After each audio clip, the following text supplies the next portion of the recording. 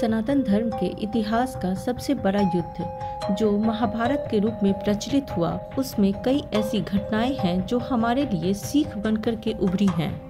इस इतिहास के सबसे बड़े युद्ध महाभारत की कहानियां तो हम सभी ने जरूर सुनी होंगी। इसमें तमाम प्रकार की धर्म और अधर्म के बारे में निष्पक्ष बतलाया गया है, जिसका परिणाम काफी भयानक हुआ था। लेकिन धर्म और अधर्म के इस खेल में कोई भी प्रसन्न नहीं था। कौरव हार के भी और पांडव जीत के भी प्रसन्न नहीं थे। महाभारत के इस युद्ध में कई प्रकार के छल और कपट का सहारा लिया गया था, जिससे हमें यह सीख मिलती है कि अगर हम युद्ध में किसी भी प्रकार का छल प्रकट का उपयोग भी कर रहे हैं तो वह हमारे लिए गलत नहीं है। महाभारत का युद्ध करीब 18 दिनों तक चलने वाला एक महान युद्ध था, जो एक महान काव्य की तरह प्रस्तुत हुआ और इसमें कई प्रकार की ऐसी घटनाएं हुई जो आगे जाकर के हमारे लिए सीख बनकर रह गईं। युधिष्ठिर पांचों पांडवों में सबसे बड़े भाई थे, जो यम और कुंती के पुत्र थे। वे भाला चलाने में निपुण थे और कभी भी झूठ नहीं बोलते थे। महाभारत के अंतिम दिनों में उन्होंने अपने मामा शल्य का भी वध किया था, जो कौरवों की तरफ से लड़ रहे थे। काफी भयंकर महाभारत का युद्ध जब चल रहा था, उस बीच में कई सारे परिजन जो पांडव की तरफ से और कौरवों की तरफ से थे, उन सभी को मृत पाकर के उनका किसी भी प्रकार से मृत्यु के बाद अंतिम क्रिया नहीं हो पाई थी और न ही तर्पण हो पाया था। तब सभी पांडव अपनी माता कुंती के साथ गंगा के तट पर पहुंचे और जितने भी परिजन जो पांडवों की तरफ से और कौरवों की तरफ से लड़ रहे थे, धीरे धीरे उन सभी का तर्पण करना प्रारंभ कर दिया। इन सभी में धीरे धीरे समय बीतता गया और पांडव एक एक करके कौरव पक्ष एवं पांडव पक्ष के परिजनों और सगे संबंधियों का तर्पण शुरू कर दिए। एक माह के पूरे होते होते ही सभी रिश्तेदारों का तर्पण समाप्त हो गया। सभी रिश्तेदारों के क्रियाकर्म करने के बाद पांडव निश्चिंत होकर के बैठे, तब माता कुंती ने उन सभी से आग्रह किया कि कर्ण का भी तर्पण किया जाए। इस पर युधिष्ठिर ने विरोध किया और कहा कि वह हमारा किसी भी प्रकार से परिजन न था और न ही हमारा वह रिश्तेदार था, तो फिर हमें कर्ण का तर्पण करने की आवश्यकता नहीं थी। चूँकि धर्मराज युधिष्ठिर धर्मराज के पुत्र थे, इसलिए उन्हें धर्म का काफी ज्ञान था। इस पर माता कुंती काफी व्याकुल हो उठी और वो जानती थी कि जब तक इन सभी को सत्य का पता नहीं चलेगा, तब तक ये कर्ण का तर्पण नहीं करेंगे। तब माता कुंती ने अपने सभी पुत्रों को सत्य का ज्ञात करवाया। इन सभी बातों में भगवान श्री कृष्ण ने माता कुंती का साथ दिया। श्री कृष्ण ने माता कुंती को विश्वास दिलाया कि वह उनके साथ हैं तथा उनके सभी प्रकार की सहायता करेंगे। और तब माता कुंती ने हिम्मत करके अपने सभी पुत्रों के सामने में यह प्रस्तुत किया कि कर्ण उन सभी का सबसे बड़ा ज्येष्ठ भ्राता है, जो कि सूर्य के आशीर्वाद से उत्पन्न हुआ था।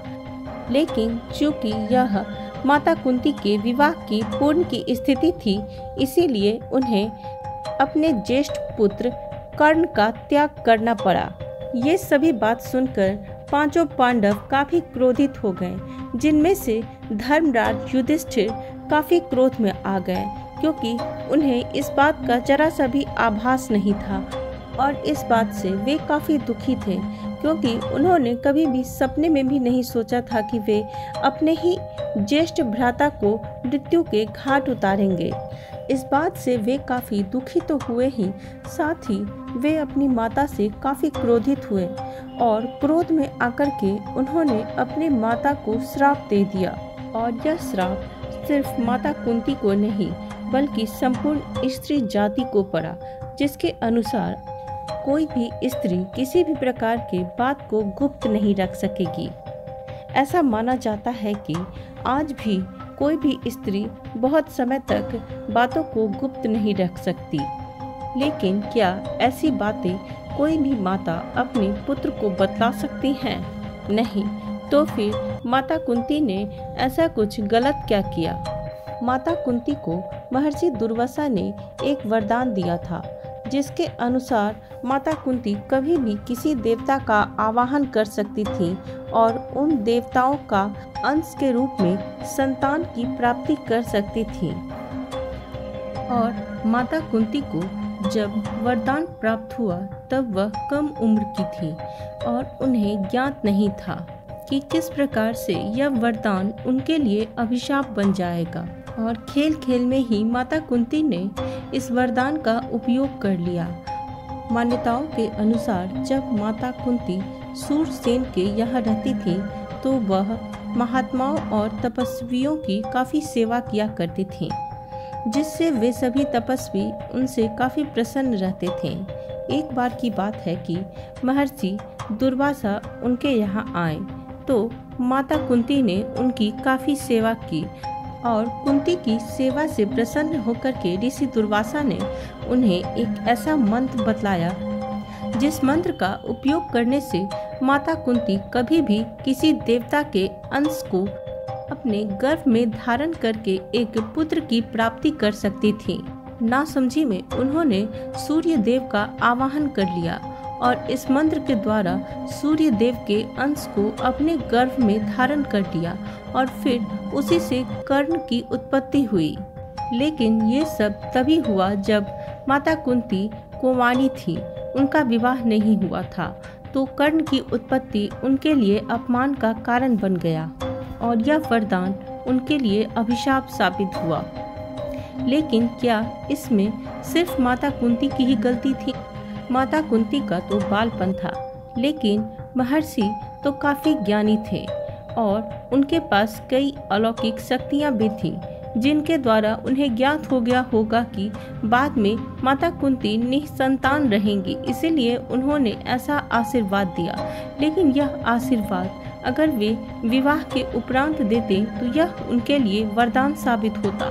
लेकिन जब उन्होंने विवाह से पूर्व एक छोटी सी स्त्री को इस प्रकार से वरदान दिया तो वह अल्हड़पन में इस वरदान का उपयोग करके अपने लिए वरदान का अभिशाप साबित कर ली। तो क्या इसमें सिर्फ माता कुंती की ही गलती थी या फिर इस गलती का कारण महर्षि दुर्वासा भी थे और साथ ही सूर्यदेव भी इस गलती का कारण बने? हमारे समाज में हमेशा ही स्त्रियों को दोष दिया जाता है, लेकिन क्या इस दोष का कारण किसी ने ऋषि दुर्वासा और सूर्यदेव को समझा? नहीं। और तो और उनके स्वयं के पुत्र ने भी उनकी मनोस्थिति का विचार नहीं किया और उन्हें श्राप दे दिया, जिस श्राप का भुगतान आज संपूर्ण नारी जाति उठा रही है।